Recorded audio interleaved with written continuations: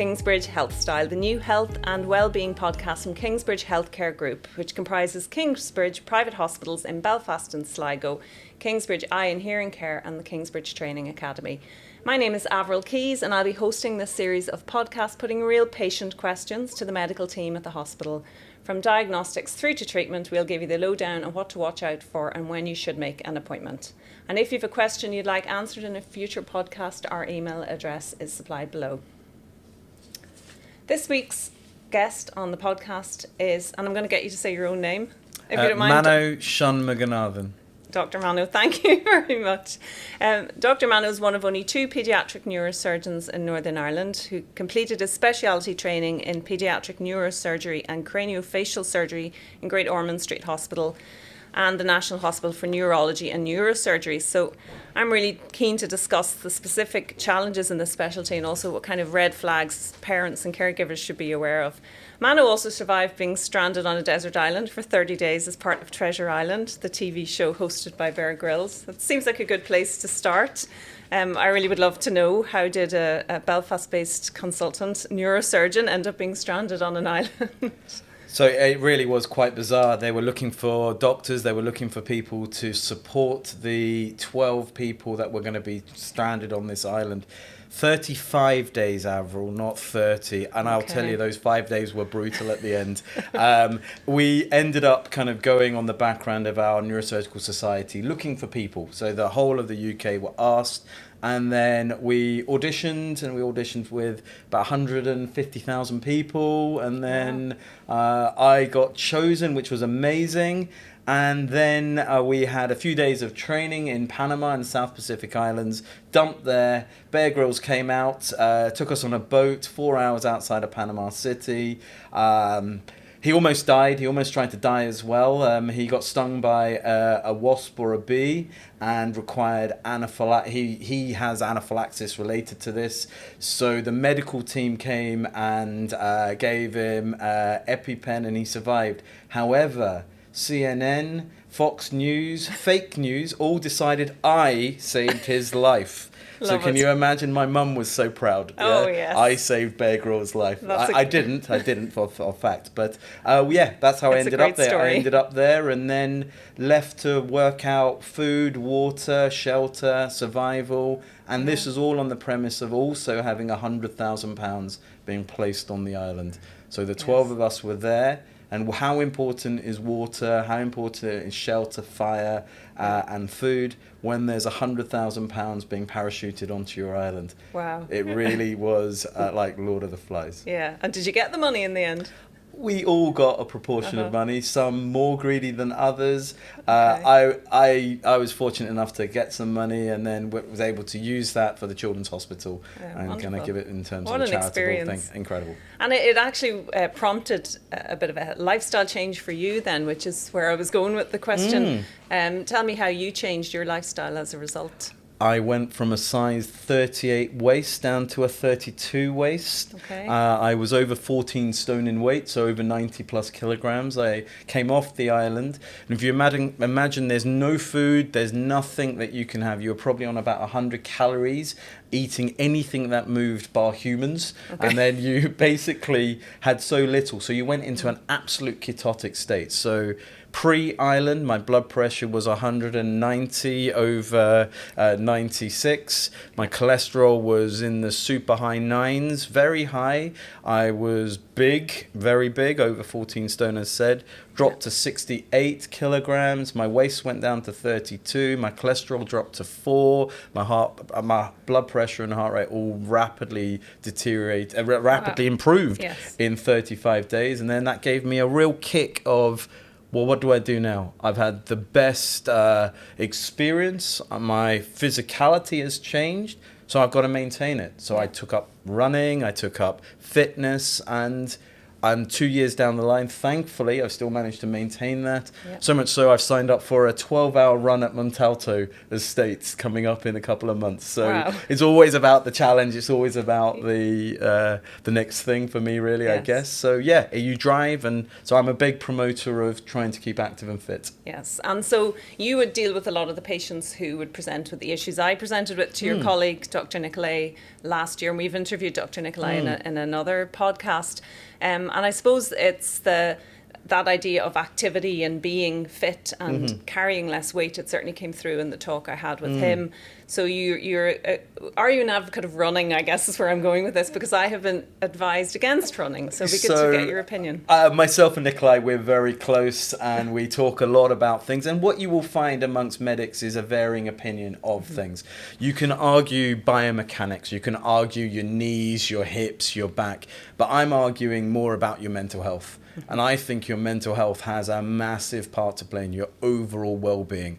I was the type of doctor that just dished out tablets and pills and everything. Now I'm the type of doctor that tries to do everything to avoid dishing out pills and trying to change the mindset of a patient, trying to say that you can own this disease process and better yourself in how you go about it. So I'm not saying run 12 hours. I'm saying you can run, but even the activity drawing towards you there is going to be better than not. So that's how I would play it. So a bit of a yes and a no answer, but I'm going to say, Nicolai, yeah, get her running. Go on. Yeah.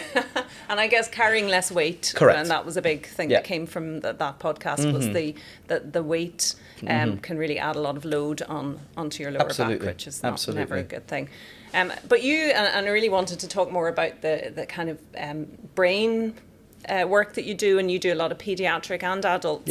Yeah. Could you tell me about the kinds of patients that you see coming through the door at Kingsbridge and what you would be doing for them? Absolutely. So I would say probably the principal patient I see is the worried patient, the patient who's concerned, the patient who's had a scan, and then what do you do with these results? What do you do with a result that says, I've got a cyst on my brain, I've got an arachnoid cyst, I've got a pineal cyst, I've got my tonsils are low or descended. All these different terminologies that are thrown out in a report, or a general practitioner is trying to work this through. And who else do we all get involved? Dr. Google. Yeah. And once you get onto Dr. Google, every manner of disease process, everyone's convinced they've got cancer. Everyone's convinced they've got the worst thing. And why would you not be worried when you've got symptoms, you've got other things? Our role as neurosurgeons is to unpick that, give you the reassurance you need, give you the understanding of the process. So we see abnormal scans, we see scans that are normal but have terminology that can be confusing for a patient. So we set about trying to reassure. So neurosurgery is a specialty that involves the brain and the spine and the nerves and the nervous system. So anything that has a compressive abnormality on it, we have a part to play. This is often tied in with neurology, so headaches and other things. People can think, well, I'll go and see a neurosurgeon. There's a real distinction between neurology and neurosurgery. Yes. Neurosurgery is the active nature by which there is a lesion, a mass, an abnormality that may require surgery. The ability to undertake surgery to try to improve those symptoms and that scenario. Yes, when you hear about brain surgery, you think, oh my gosh, I've got a brain tumour.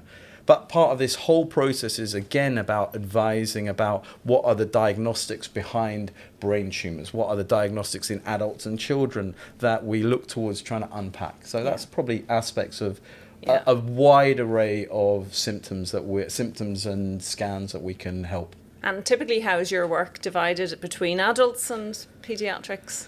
So in the NHS, I'm 50-50. I kind of look after patients. So as being one of two paediatric neurosurgeons, there's a lot of work going on there.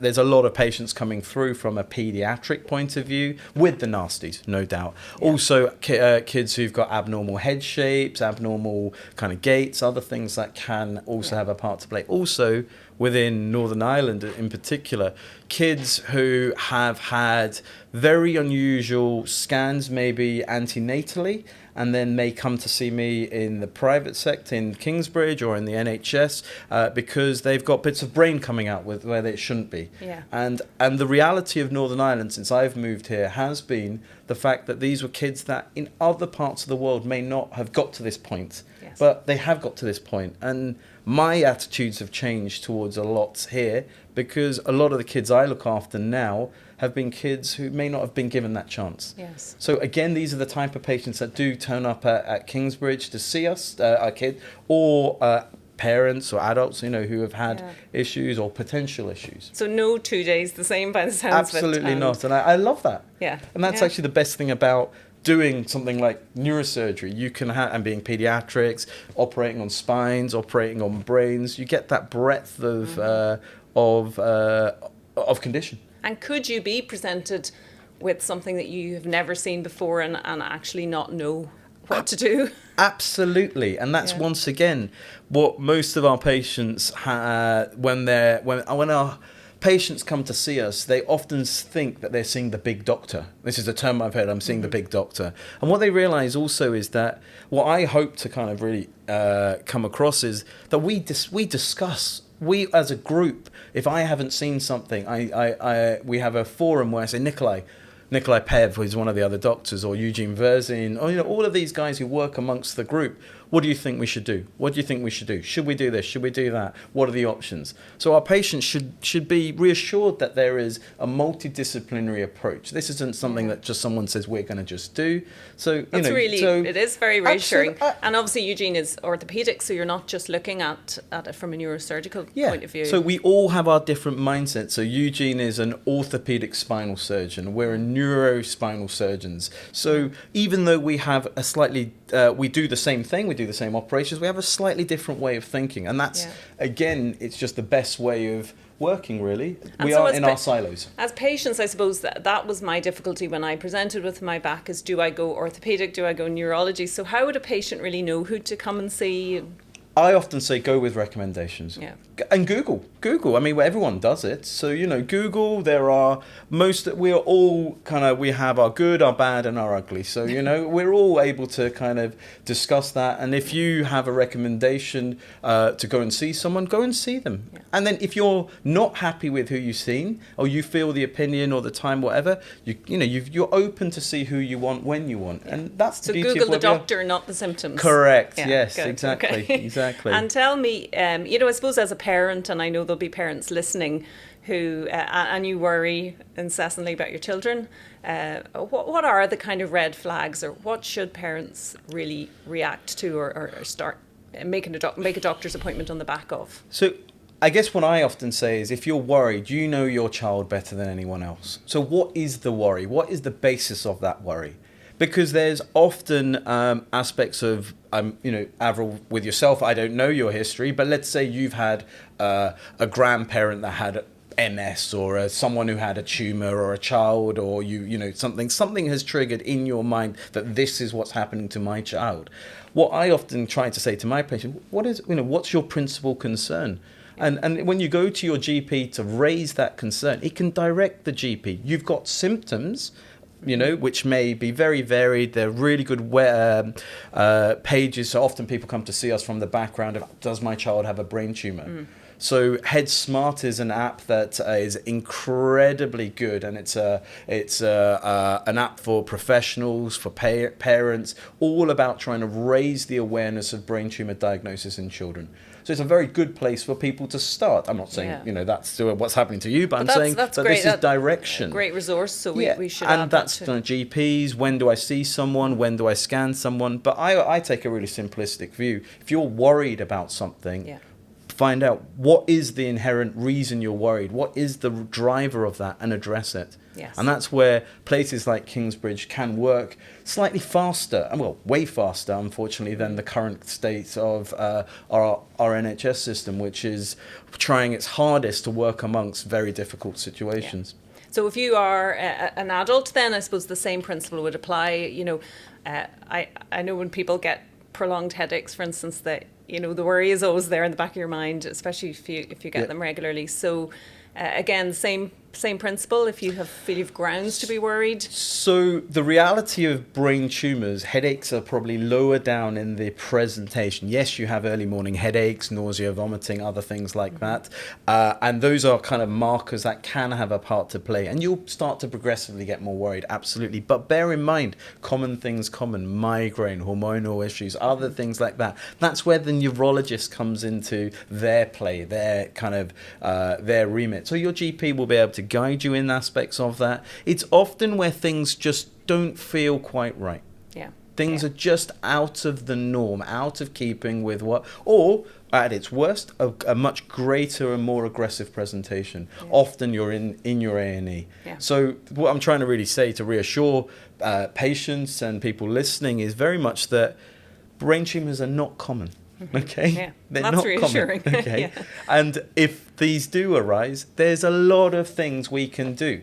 And I've been looking and researching kind of neurosurgery over the years. The earliest surgeries involved trephination, putting holes in people's heads. This goes back to years and years on skulls that were there. So it's always been going. But modern neurosurgery has come on leaps and bounds in terms of our anesthetics, our imaging, our diagnostics, our ability to perform safe surgery in this whole category of a diagnosis and deliver really, really good results. Yeah. And that's a good way to finish, I suppose, in a positive light in terms of, so what kinds of new surgeries have you seen in your time that have developed, and are patients generally surviving, whereas they might not have a number of years ago? So again, there's many techniques that you use in terms of the brain. You've got endoscopic, so you're using very small, tiny cameras to go into the deep parts of the brain and remove cysts and kind of puncture into parts of the brain and kind of divert fluid into other places. You've got aspects of really amazing pituitary surgery that can happen with very small cameras going up the nose. You've got massive surgeries that you can do as well, and because of the anesthetic, because of everything else around, we can do some incredible things. MIS, minimally invasive surgery, is where we can, by the size of my fingernail, we can enter in and kind of remove disc prolapses. Well, it's what we do in Kingsbridge as well. We can do amazing stuff that gets the patient out, gets the patient doing things as quickly as possible. But the key thing is, more often than not, we don't need to do that. We don't need to operate on patients. We are not sharpening up our knives waiting. We're trying to direct and guide you on. Yeah. And so it's really reassuring both to hear that a lot of the things we worry about probably won't happen, which is true probably right across the life, but also that if it did happen, there are so many really amazing surgeries and treatments available.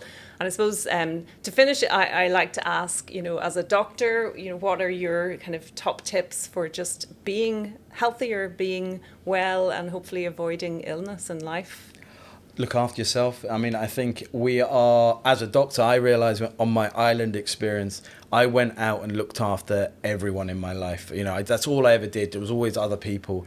And actually looking after yourself is actually a very hard thing to do. You as a parent, you as a partner, all you do is guide yourself into that person or these other people around you. When you actually sit and stop for yourself and take time to walk, to talk, to spend time with people, do the things you need to do for yourself, it makes a massive difference. Yeah, that's brilliant. Dr. Mano, thank you so much for your time today. Thank you for having me.